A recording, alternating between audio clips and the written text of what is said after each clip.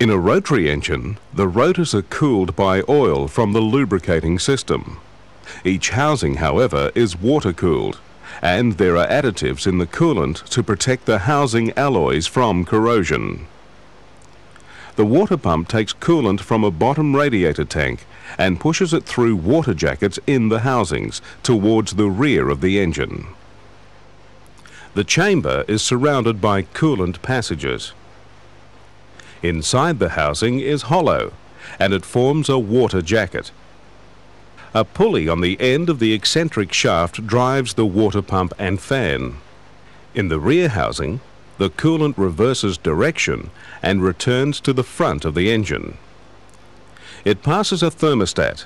As in a piston engine, it is closed when the engine is cold, but opens as it warms up. The rotary engine has an overflow system much like that of a piston engine.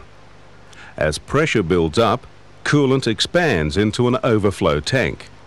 As it cools, pressure drops and it returns to the radiator. A viscous hub links fan speed with engine temperature.